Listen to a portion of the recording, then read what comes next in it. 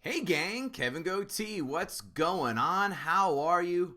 Wow, all I have to say is thank you so much yet again for all of the love you've shown us. People are ordering stuff now on the website, guttingthesacredcow.com. Not only can you go there to get merch, you can go there every day for some great articles that Kevin Israel and I post Monday through Friday. Thank you for the reviews on all the podcast platforms. We see it. We love it. We love it. We've even screenshot some of our favorites and send them back to each other. I think we're going to start sharing them now online so that way you guys can see what's up. This episode, we've got Frank the Tank Fleming from Barstool Sports taking on, I know, what it is going to be a very controversial film, Fight Club. That's right. Frank the Tank taking on Fight Club. But before we get to that, one more thing. If you're looking to advertise or sponsor with us, guttingthesacredcow@gmail.com is where you can find us. Can't thank you enough for everything. We're trying to get some live shows ready. Hopefully, maybe schedule some winter. Don't know. We'll see. But again, thank you so much for everything. Kevin Israel and I love you guys for really pushing us really far in our first year. It's really been cool how fast by leaps and bounds that we've made, and we've only been doing this now for 10 months. It's crazy, but thank you so much again. And without further ado, check out Frank Fleming, Frank the Tank, doing Fight Club on Gutting the Sacred Cow. Love you guys and girls and everybody. Gather round, here's what I know. It's just that this cow has got to go. I know some people kinda like it, yeah, it's trending right now. Yeah, that doesn't matter, cause we're gutting the sacred cow. Anyway, Kevin Goatee, Kevin Israel, Gutting the Sacred Cow. How the hell are you folks? We're having a blast. Thank you so much for consistently being a fan. And we're going to tell you what, let's invite you to do something new. Take a picture of you wearing your Gutting the Sacred Cow merchandise, and we'll add you on our social media. Where can you get Gutting the Sacred Cow merchandise? You can get it at guttingthesacredcow.com. That's right. Get a bag, a hat, a shirt, a mug, something that you would pack for vacation but can't because we can't go anywhere because of coronavirus, that fun stuff. Guttingthesacredcow.com every day, though. Check it out for quotes, movie quotes. We do one every day. The list of the week, movies we've seen, movie news, and sequels we want to see or never asked for.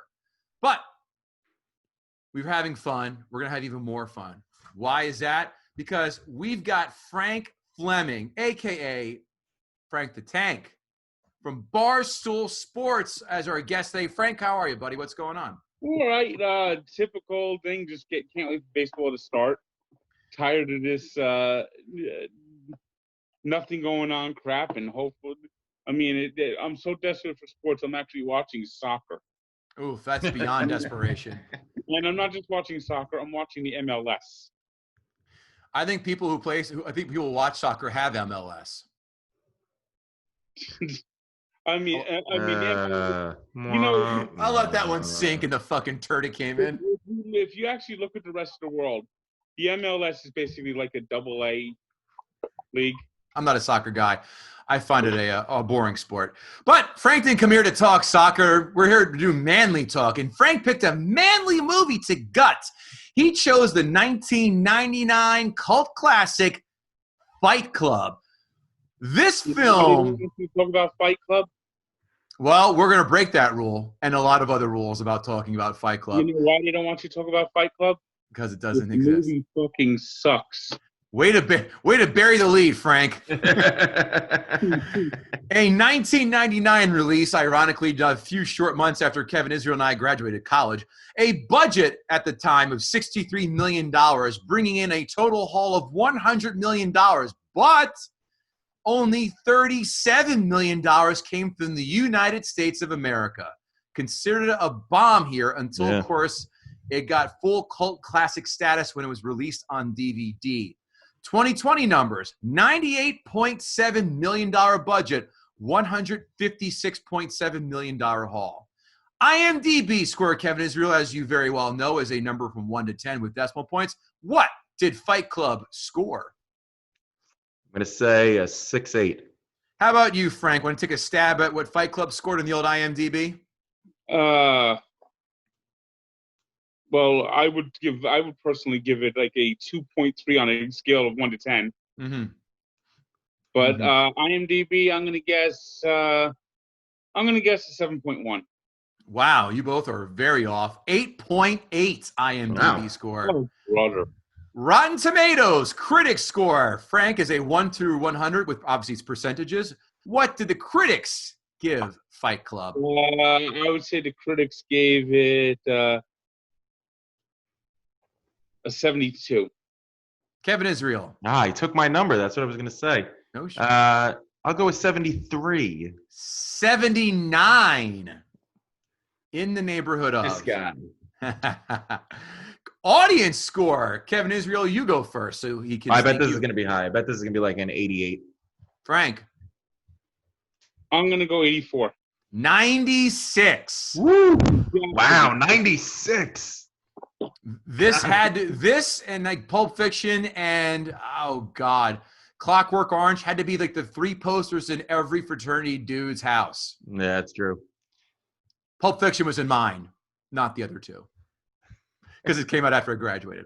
Quotes. You are not special. You are not a beautiful or unique snowflake. You are the same decaying organic matter as everyone else. The things you own end up owning you. Even the Mona Lisa is falling apart. And of course, the aforementioned and hackneyed the first rule of Fight Club, ... And I think Kevin Israel's autobiographical quote, I haven't been fucked like that since grade school. Kevin Israel, what quote stood out to you? You know what? This movie is an incredibly quotable movie. It's got a ton of great lines. But the one that I've actually said in the past is we're a generation of men raised by women. I'm wondering if another woman is really the answer we need. I did chuckle at that one. Frank, any quotes stand out to you? His name is Robert Pattinson. No, that was a Twilight vampire. Oh, what was his name? His name was Robert Paulson. Paulson, yeah. Close. Robert Pattinson. That's and funny. he is Batman. And a diamond vampire who plays baseball in the rain and never closes the deal until, I don't know what film it was. 5 fun facts. Brad Pitt made $17.5 million for the role. Want to take a guess what Edward Norton got? Edward Norton got, I'm going to guess 10 million. No, I think Norton at that point was a bigger star than Pitt. I'm going to say he got 20. 2.5. No shit. Wow. Yeah. Wow. Yeah. And you're right. He did Primal Fear. He did Rounders. God Rounders was after before this. Oh, who doesn't love Rounders? Another one you can add to our unassailable list. Didn't Brad Pitt do Legends of the Fall by then? And wasn't he in Interview with the Vampire by then? Oh, absolutely. Interview with the Vampire was 94. Yeah. Legend of the Fall was 95. I mean, he did. So by then, Brad Pitt was top. It was the bigger star. He was hot off Meet Joe Black. Right. But Ed Norton got nominated for Primal Fear. He had a nomination for Academy Award. You'd think he'd get more than 8 times less virtually than Brad Pitt did. Well, that's why he gets 10 million. I thought 10 million would have probably been more the number. Yeah, I think that, well, I don't know. I think I read why, but I forgot, but it wasn't important. Fun fact number 2, Janine Garofalo turned down the role of Marla because the script made her uncomfortable. Courtney Love wanted to do the role, but was dating Ed Norton at the time. Reese Witherspoon was too young. And Julie Louis-Dreyfus met with Fincher, and he felt she had no idea who he was, and thus making him say he felt like a fucking loser. I would have loved to see Julia Dreyfus in this part. I would love to see Reese Witherspoon in this part. That would have made the whole fuck. She couldn't have pulled that off. No, I know. The fuck me like the grade school part even more creepy. Number 3. Oh yeah. Number 3, Meatloaf wore a fat suit filled with 100 pounds of bird feed. although he never wore it during filming because his D cups were plentiful and even lactated all over Ed Norton during filming. Just kidding. No, 100-pound bags of bird feed were strapped to him for his scene. Want to take 2 stabs on who actually applied for the Ed Norton role? I'll give you hints. We both already talked about them. I read this. Okay. Frank, want to take a guess? Let's see. Sean Penn. That's one. Probably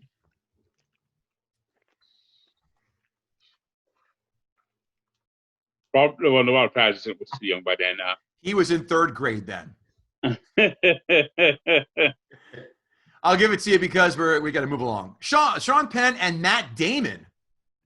That would have been Matt Damon. That would have been a weird pick. It would have, right? Yeah. I can't picture Matt Damon doing that movie. I guess he said, talented Mr. Ripley, a closeted gay guy killing somebody on a boat, or this. Well, apparently Norton was also up for the talented Mr. Ripley. That movie was terrible. I saw it in the theater and have not given it a second look since. Number 5, during the last scene of the actual film Fight Club, a dick pops up for a split second as like Tyler Durden inserted into films when he worked as a projectionist. Did anyone catch that? Yeah, I catch it. I pause it on there and just stare at it. Is it veiny enough for you? It's a big veiny motherfucker. I got 2 interesting facts to add to yours. I'm all ears. They both relate to the book, which I didn't read, but I read the wiki. One, in the book, he meets Tyler Durden on a nude beach, which I think would have been a much more interesting scene. Sure. And 2, he learns that he and Tyler Durden are the same person from Marla in the book. Marla's the one who knows, and she tells him. And halfway through the book, he thinks Tyler and Marla are the same person. Oh my God. Well, if you actually look at the movie, to me, Marla is almost like the female version of the narrator, because they're both the same people going to these group therapy sessions just to gawk.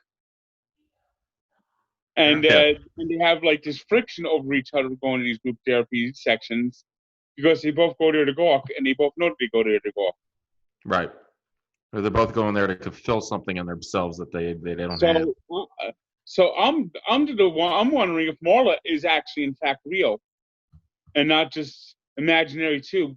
Well, where Brad Pitt was his aggressive persona, Marla was his female side. Fair point. It's an interesting theory. Yeah. But it's time for more of Frank's interesting theories. Kevin Israel, it's now time for Frank to gut the sacred cow. I honestly just don't understand the meaning of this movie. I mean, what the fuck? Was this written by Antifa? Why are they blowing up everything just for the fuck of it? He blows up his apartment, and then he goes squatting in this dilapidated mansion. Then everyone starts joining this fight club, and then you see from everyone else's point of view that he was just jumping around and fighting himself. I mean, how does he get these idiots to go down to the fight club and then all of a sudden to start blowing up buildings? I mean, it just doesn't make sense. There's no logical reason. There's no reason. I mean, he's blowing up buildings. What the fuck? What for? There's no reason. This is it. And of course, it turns out that Tyler is just his minder, his imaginary friend. They have these inane conversations. The fights are inane. It's just ridiculous. There's just no reason. There's just no logical reason. Gotcha. And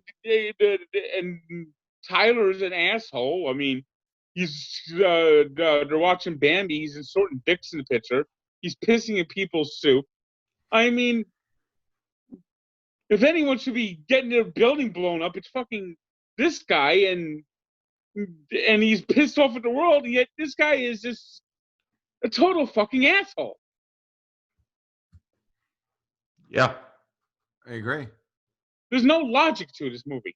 But I think if you look at the author of the book, Chuck Palahniuk, he is a very twisted guy, and he's written some pretty fucked up shit. Well, this is a fucked up movie. What else got you? What else got your nuts in a knot about it? Like,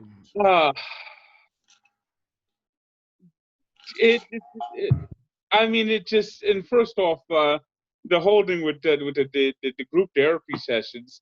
This guy's going there to gawk at people, and it just from the moment the movie begins, Ed Norton's an asshole. There's this. And I understand that the one person he should go after is his boss because of the he talked about that recall rule, but it's just, and then they go from fighting each other, and then all of a sudden, okay, let's stop fighting, let's blow shit up. what about all the fight scenes themselves? What anything about those things stand out to you? What'd you think? For a movie called Fight Club, there wasn't many fight scenes. Oh, that is true. I did read out Brad Pitt knocked out some of his teeth for this to be convincing. Yeah, for he the actually role. went and had his teeth chiseled down. Yeah. I can't imagine doing that for anybody in a role ever. Yeah, and by the way, I didn't notice that. And I did see that he had like a chip in his front teeth. They showed the picture of the close-up of him with the gacked up teeth. The other person who did that, Jim Carrey had originally a chipped front tooth, and he took off the crown for Dumb and Dumber, and that's why his tooth was all jacked Oh, did up. he really? Then he put it back on after it was done. Huh. But yeah, he did that for Dumb and Dumber. Frank, what about Helena Bonham Carter? What do you think of her? She struck me as a junkie, and I think, like I said, I think she was a figment of the narrator's imagination too. Yeah, I was kind of weighing that in the entire time too as I watched. I said, "Is this real? Is this not real? What's going on?" I mean, it's ridiculous that he being pictured being the child with his parents fighting, and his subconscious is fucking her as Brad Pitt, and then kicking her out every afternoon, and having fights with her. I mean, it's very strange. That's what tells me she was fake too. So is he I guess maybe a cuckold because he's watching himself fuck her, or is he more of a voyeur because he's actually picturing himself, but Brad Pitt fucking her? This opens a can of worms, Kevin Israel. What are your thoughts on that? And of course, at the end there, he puts her on a bus, and then his people grab her. But even though he shot himself in the head, the two of them are standing watching all these buildings blown down like nothing was wrong with his head. That tells me, once again, she's a figment of his imagination. He's dying on the ground from a self-inflicted gunshot wound, and two of them are just watching his subconscious and her are watching the buildings go down. Mm. And the Project Mayhem stuff, what about that? When it kind of really changed from being a underground Fight Club film to more of a, as you actually said, an Antifa kind of thing. What were your thoughts on that from the dynamic shift? I mean, first they're doing these pranks where they make the birds shit on all the Mercedes. Hilarious! I laughed out fucking. I wrote that down in the notes here. Laughed out loud when they trained the pigeons to shit on top of all the cars. I thought that was genius. I mean, yeah, but I just don't get how you go from underground fighting to blowing buildings up. Then he confesses to the cops, but the cops are involved. Right. They're part of Fight Club, and they had and all that. I also read something where if you paid attention to the cops' names, which I didn't, all three of the cops' names was the first, middle, and last name of Kevin Spacey's character in Seven. Really? Really. That's a talk about a long way. Talk about a long way for a fucking callback. You know, Yeah. this is for an Easter egg. I'll pass. That I did not catch. I don't think anyone did, Frank. Don't feel. I didn't catch it either, and I'm sure Israel didn't as well. So don't feel shy. What about Meatloaf, and how did he? What do you think of him as an actor in this film? Just laughs. There's not much to say about Meatloaf. He was just a blubbering, ballless pile of blubber. No. Excellent. All right, Kevin Israel. But I won't do that. Yeah. Every time I see him, I think of the Phil Rizzuto play-by-play. That's the best part of that song. Kevin Israel. He's acted before. Of course, he was in whatchamacall, a Rocky Horror Picture Show and that. Never seen that film, and I don't plan on it anytime soon. Rocky Horror Picture Show. Nope. I didn't see Grease. You do this podcast. Well, I did not see Grease until 4 months ago because of this podcast. So I have no desire to sit through musicals like that unless someone forces me to do so for this film. So, well, I'm not a big musical guy, but Rocky Horror Picture Show is a total cult classic. Cult classic, but is it? I good? agree with you, Frank. Kevin has no heart. I haven't seen it. I don't have a desire to see it. Maybe if someone makes you would hate it. I'm sure I would. For all the reasons I like it, you would hate it. Oh, that's because you're a fruit. Kevin Israel, why don't you kick off the notes section first? I saw this movie in the summer of 2000. I actually didn't even I was a movie watcher back in college, but I didn't even know this movie came out. I didn't really know anything about it. One of my buddies, we had a beach house down the Jersey Shore, and it was a rainy day, and we were out of beer. So my buddy said, "Hey, I have the VHS tape of Fight Club. You got to see this movie."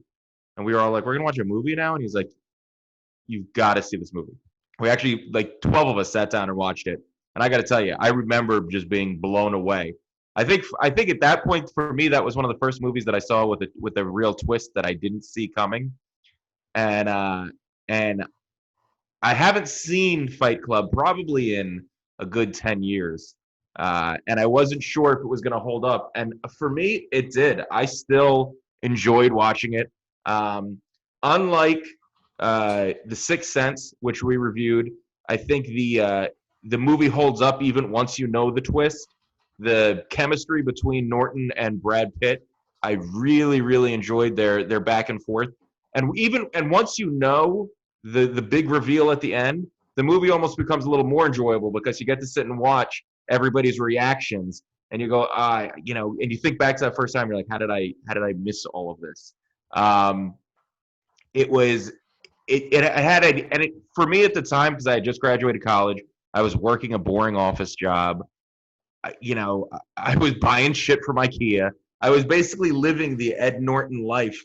And I think I just saw so much of myself in that character where it's just like going through the motions and wishing you were this more mysterious, exciting Tyler Durden character. I think for a lot of the generation, my generation at that time, and goatees, we probably saw a lot of ourselves in this movie and kind of got it because we were working towards all this shit that people told us that we had to have and we had to do. And then when we really sat down, we were like, why? What is all of this matter? What's the importance? And I think that was especially Chuck Palahniuk's point in the movie, is that we, in his book, that we spend so much of our time working to get all this shit, and what does it really matter? Are we becoming anything better? Are we more interesting people? Are we anything that we've dreamt of as we were children of what we would be? I thought it was, the Frank's comparison to Antifa was, especially for watching it now, was an interesting one. I think that is kind of insightful because you see how people could get sucked into things. And Frank made the point, like, why did these guys start just doing this? Why did they start following this? Because when you have all these people in this workforce who just are living these empty lives, and suddenly you have this one dynamic character come and say, hey, I got a point for you. I got something that'll make your life interesting. I could see everybody just going, okay, I mean, it's happened before in Nazi Germany. Which Kevin Goatee was there. Oh, you son of a bitch. I knew that train was coming in this station. So you know, I mean, I love Brad Pitt. Everything he's done, he's a great actor, and for being a really like just good looking, perfect kind of looking actor, he manages to pull off a bunch of different types of roles, and he pulls them off memorably. And obviously, I think Tyler Durden is probably one of his most memorable. Yeah, this movie was a home run for me at the time, and even on rewatch, I would say that knowing this twist is still more enjoyable than even watching Usual Suspects, which I really enjoyed watching. So yeah, for me, look, I just don't have anything really bad I could say about this movie. I loved it when I saw it, and I remember, and kudos to my friend who also listens to the podcast, John Snowden, who was the guy who made me watch it, because he was usually when people want you to watch a movie and then watch it with you after they've seen it, they usually go, yo, this part, you're going to love this part. Yeah, this is awesome. And it's the most annoying thing in the world. He sat down and shut up through the whole movie and didn't say a goddamn thing. And I remember when the movie ended, I was like, how did you not say anything? He's like, I needed to see everybody's reaction once you realized. So yeah, so for me, this movie holds up. I wouldn't put it on my top 5 or top 10 favorite movies, but I definitely love it, and it's not, and Goatee and I always talk about the remote test, whether or not this is something you would stop on the minute you see it's on, and I don't know that I would say that about it, but it's still a great movie that I loved. I loved the characters. I loved the theme and the idea that when you have such a drab, boring life, you have to create this alternate existence for yourself. And I like going back through the movie and seeing all the little spots and saying, oh, he was by himself for that. There was nobody there for that. And thinking about how that all played out and how bleak of a life that was, and that was a life that I was living in 2000. So yeah, I really love this movie. It's an 8 for me. I feel like I'm living in that dilapidated house in this little tiny apartment I'm in. What's that? I feel like I'm living in that dilapidated old mansion in this tiny apartment that I'm in. Frank's so going to understand Tyler. Frank's going to pull that at the Essex County Courthouse, apparently. Kevin, give me a scale. Give me a number. Yeah, you know what? I mean, I think there was a lot of stuff in the movie that, there were some holes. The idea of blowing up 7 buildings was going to erase all of the country's debt, obviously, is an oversimplification of how our credit system works. And that there's probably servers other place that have all that saved. The one problem I did have with the movie, and I still had with the movie on rewatch, at the end when he shoots himself in the head, the idea is that he's willing to kill himself, and so thereby he kills Tyler because he's willing to sacrifice his own life. But he's not, because he doesn't kill himself. So the question always is, did he accidentally not kill himself, or did he mean not to kill himself and only shot himself in the mouth? If it was an accident, he's a lucky bastard, and I don't even think I don't know if that's possible. And he surely wouldn't be standing there and talking to his girlfriend after. That's why I think that was all in his dream too. I think he was trying to Y2K this shit before Y2K was a thing. Kevin Israel, give me a 1 to 10. I'm going to give it a 7.5. Wow, big score. Notes from yours truly. Support groups. I need a support group for people who want to murder humble braggers on Facebook for some basic type of bullshit. Hey, just went to the grocery store checking in. Hey, woe is me. I had something bad happen to me 10 years ago. But if you like my status, it will erase a decade of bad feelings. Or, hey, I had a meeting with industry today, but I can't talk about it. Fuck Got big things coming up. Oh. Marlo looks like Wednesday Addams and the ugly witch from The Craft had a baby together. I got Frank to crack first, Israel. I win. When Marla gave Ed Norton her number, this made me go back into the days of getting numbers from girls at bars. And remember when you would write it in your hand, you could not wipe your forehead. You couldn't wash your hands. You couldn't hold the drink in your hand. You had the girl write the number on your hand down. Those were real challenges, not getting social media followings, Kevin Israel. That's what I say. I remember getting a girl's number on a napkin, and I went home. and the Wash your pants. last number had ripped off. So I just went through. I called every number until I got her on the phone. Well, you only had 10 choices, so good for you. Well, and it was like 8, so I had to go through 7 before I got to her. Is this Rebecca? Who the fuck is this? Yeah. I feel this film heavily borrowed from Trainspotting when Ewan McGregor gives his choose life monologue, as when Ed Norton is doing his monologues throughout. A lot of choose life, don't fucking sit there and wait for shit to happen, blah, blah, blah. It takes a special breed of douche to wear sunglasses on a plane and a double amount of douche to wear them on a night flight. Ed Norton throws a punch like Lena Dunham. How about that? And they trained. They spent a couple months training how to fight. When they had their whole dialogue about who would you fight celebrity-wise, that got me thinking. I'll give you a few seconds while I give you my 3 celebrities I'm going to fight, Kevin Israel. Number 1 is Josh Gad. He annoys the living piss out of me in every fucking thing I see him in, as well as off-camera. He just looks like an annoying queef. Number 2, McLovin. He needs a kick in the nuts. And number 3, Oliver Platt. Not a fan. 3 celebrities that you would fight. Go. One comes to mind immediately. Who? Jesse Eisenberg. I was going to put him. I was going to have him as 3. And I said, we just did Batman and Superman. That's too easy. It's too recent bias. I was going to put him down. Son of a bitch. That's funny. Great point. Great minds. Frank, any celebrities you want to fight?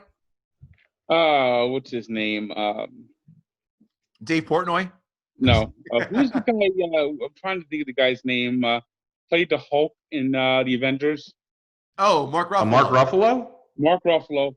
Absolutely. He's a blowhard. I get why. I get you. Absolutely deserves a punch in the face. Sure. I didn't go and we're stuck on this guy's name. Sean Penn. Totally needs his ass kicked. Another big blowhard. Sean Penn totally needs his ass kicked. Gotcha. And Robert De Niro is a fucking blowhard. Oh, okay. There's the holy trinity of blowhardiness. What film spawned more dumb antics from dudes? This or The Program? But at least The Program at least deleted that scene in the beginning after like the second week of the movie out. Yeah, they did. Well, yes, some people actually did it, and I think someone actually got killed, if I can remember right. Yeah, they did. The kids in my town did it. But they didn't get killed? No, but I think somebody did get hit by a car. You mean the band didn't lay down in the middle of the street when you're in it, Kevin Israel? No. It was hard to lay down with a drum. I would say, how can you lay down with a big tuba? But I think every guy has been drunk in a basement somewhere and said, hit me as hard as you can. Oh, yeah. I had guys, when I was pledging, I'll never forget, Mike Martone goes, you have to punch me in the stomach. I want to throw up. I'm like, I can't hit a brother, sir. He's like, hit me in the stomach.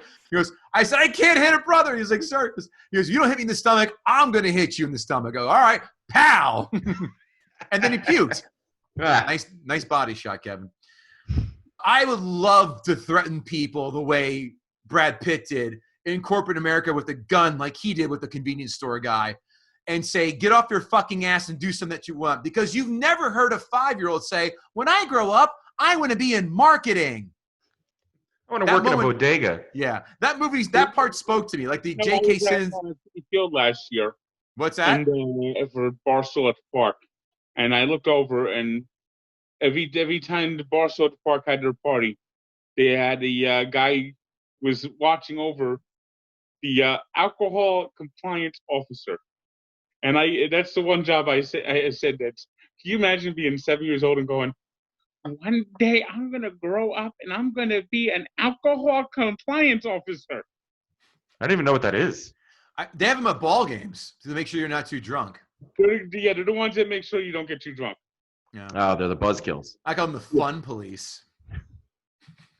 This film lost me with Project Mayhem. It quasi kept my attention with the Fight Club stuff and Ed Norton fighting with his boss, going back and forth in the fake fight. But this film goes full bonkers, quote, Snake Plissken escape from LA surfing scene with Project Mayhem. So in all, I just don't care. I don't care about this film. It had some fun and some good messages, which made you shake your head and go, okay, all right, I'm with you. It's a very unique story. And here's the problem with this film. You've got fantastic ingredients. Underground Fight Club story. Check. Brad Pitt and Ed Norton, fantastic actors. Check. Dark David Fincher. Check. It's like you combine David Tell joke. You put a bunch of, ice cream by itself is great, but ice cream and cotton candy and gin is awful. You throw all these things in a pot, like a few of your favorite foods, steak, fucking grilled cheese and ice cream and gin, and that's what this recipe comes out to. The wheels fall off of this, like Chevy Chase's family truckster did in Vacation when asking for directions in St. Louis. Can you get me back to the expressway? Fuck your mama. Roll them up. The last act was so bonkers, I felt that it had to out batshit crazy the first two acts combined. But even in the first two acts, it couldn't fully bait me. It's like you meet a girl at the bar who you may think is hot, and then she shares a story about herself where she cuts herself while she sings the theme to What's Happening in the TV show. Like this is the film for Maxim magazine readers, myself included, but the effort came out like Details magazine. Did not care for this at all. I didn't hate it, but I will never watch it again. I promise you. It's not a bad movie, but I will say this. Without question, this goes on the Mount Rushmore for the most overrated films of all time. Oh, this you're is mind. 100%. 100%. You're This out is of your mind. This is insanely, thank you for agreeing, Frank, insanely overrated. It's good. It's okay. It's not even fine. It's all right. But I felt this ending was the lazy way out. Yes, it was a twist, but oh, it's him? Big fucking deal. He even did the same shit in Primal Fear, where it's like, oh, I'm the killer because I've just turned that whole fake accent on for you guys. Same kind of, and even Sixth Sense. He didn't write that movie. I know that, but I'm saying Chuck. Sorry, he's like Palahniuk, whatever his fucking name is. I thought that was lazy. I thought that was a lazy way out. Twist, for people to consider this such a classic movie, that Fight Club, this is top 10 movie, top 10. It's not. It's nowhere near it. It's a dude film. I don't see it. I get it why people like it. I just don't find it good. And it nowhere sniffs the hype that has been set out for this film. 5 out of 10. Mount Rushmore overrated. Put it right there front and center. I gave the movie a 2.1 overall on a scale of 1 to 10. And the like one, I said, the 0.1 is what makes that review so special. Let's go. Now, listen, we have our own opinions, but let's see what those snob assholes who wear tweed jackets and elbow patches, smoking a pipe and thinking that they're hot shit because they have an associate's in film study. Let's go to the critics' 5-star reviews. And now, of course, let's start off our first review with an agenda-based review, Kevin. Oh, boy. Fight Club examines David Fincher's portrait of toxic masculinity from the female gaze. Oh, Jesus. What female gaze are we speaking of? It's not from Marla. Asshole. I thought she means lesbians, female gaze. Hey-o. Sit in the timeout for 5 minutes for that one.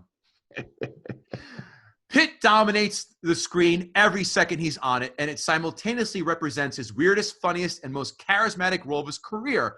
Perhaps the most post-9/11 film to have been made pre-9/11, capturing perfectly both the stirring discontent of the 90s and the madness, both geopolitical and especially economic, that would erupt globally in the decade to come. Wow. Yeah. I agree. This is the most charismatic role. I would have to pick his role in Snatch as number 2.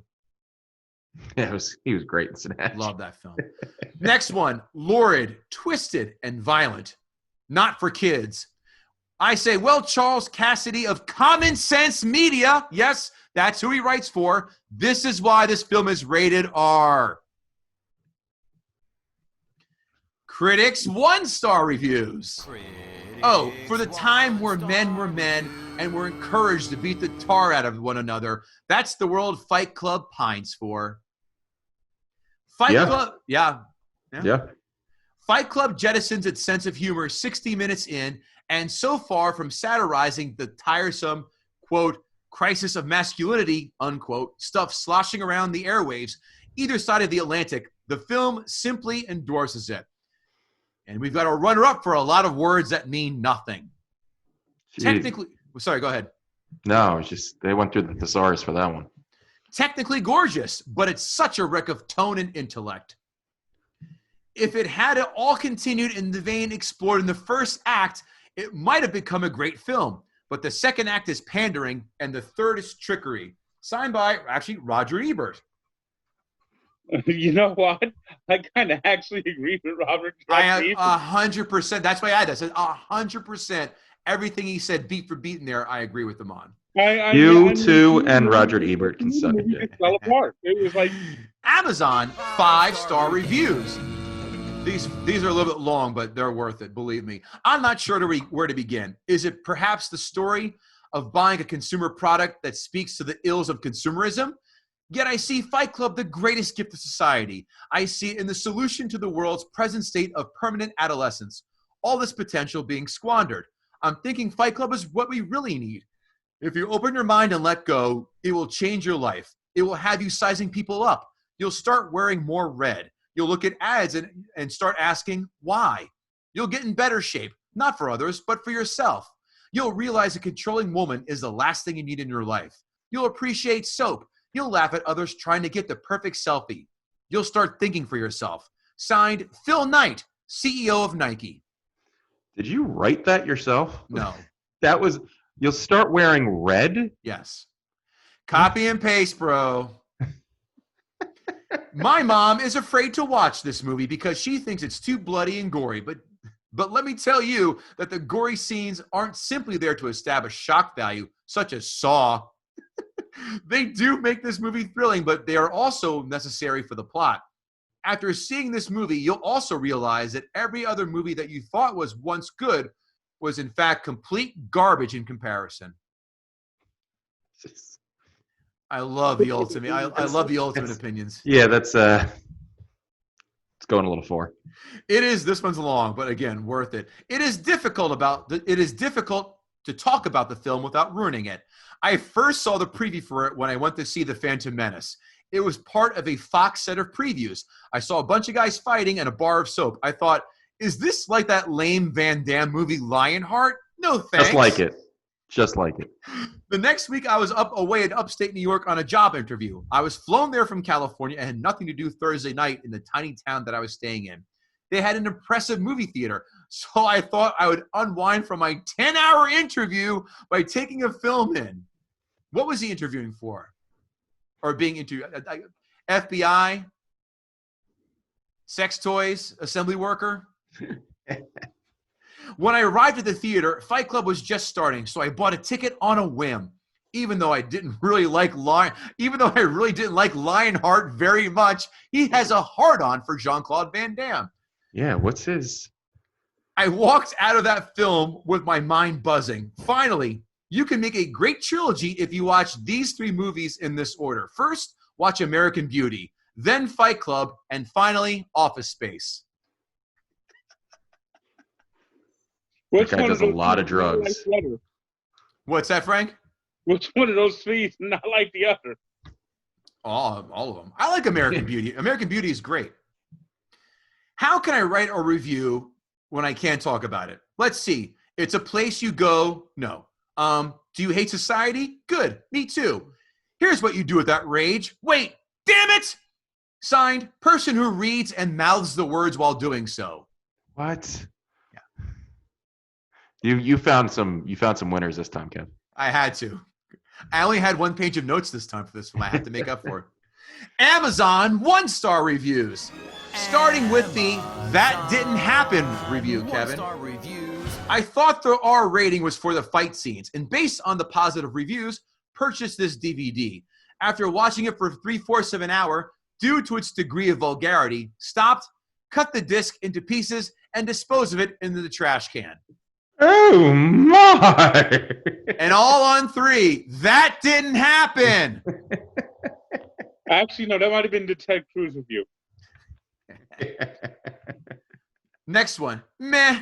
I waited a long time to watch this movie. The entire movie turns out to be a leftist propaganda led by a typical leftist psycho. The blueprint for Antifa.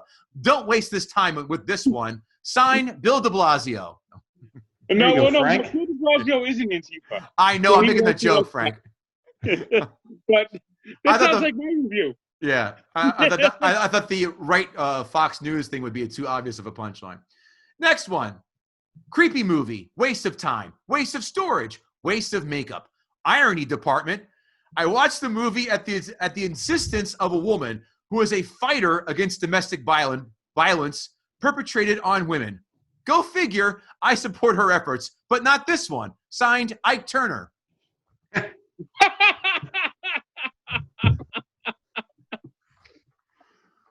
I'm laughing my way right into Frank's podcast, Kevin. Yes, you are. For me, this was a terrible movie. If you like Pulp Fiction, you will probably enjoy this movie. There was a clever twist involved. The same moral and message was in the portrait of Dorian Gray and Dr. Jekyll and Mr. Hyde, but without the gross out factor. I went home and took a shower after seeing this film. And as an ardent fan of Pulp Fiction, I say, nay, sir. I do not like this film, and I love Pulp Fiction. Nay. And, of course, the last one is always the best one. This has to be one of the worst movies ever made. My husband watches every movie until the end. He said that was the best part of the movie. Then he fucked me like I was back in grade school. I made that part up. Those are the Amazon one-star reviews. Kevin Israel, is now time. Did Frank Fleming gut the sacred cow? You know, Frank put a pretty good hurting on it, but I think Fight Club still stands to fight another day, if you will. There's a lot behind this movie. There's a lot of layers. I think Frank got to a couple of them, but I think Fight Club's still standing. Okay, I agree. I think you insulted its presence, its family lineage, maybe used a racial slur or two. Pulled out a pocket knife, got it in the side like a prison shank, but he's gonna heal up in prison bay just fine. I think Fight Club's is gonna go. It was on, a valiant effort. Yeah, it wasn't a valiant effort. I hate this film. I don't hate it. This film on the Mount Rushmore of overrated, as I had said. Sounds like Frank agrees. Kevin disagrees, but that's fine. That's why we have this podcast. But more importantly, Frank Fleming, thank you so much for coming on to the podcast. Where can we find you? Tell us about where we can find you, your podcast, social media, all that. Tank 99. Say that again. Start over. It was kind of a little warbly. Say that again. I'm on Twitter, NJTank99. I'm on Barstool. And, of course, we got my own website, sportsencyclopedia.com. Excellent. And what can those people find on Forts Encyclopedia? The history of sports, every major professional team. Oh, my God. That is a lot of time. Even the MLS, which I don't know if you want to consider that major. I even have the history of MLS teams. How about rugby? Does rugby make the cut? Even teams that don't exist anymore, like the North Tornadoes. How about cornhole? Does that make the list? Well, it's been on ESPN2 a lot lately.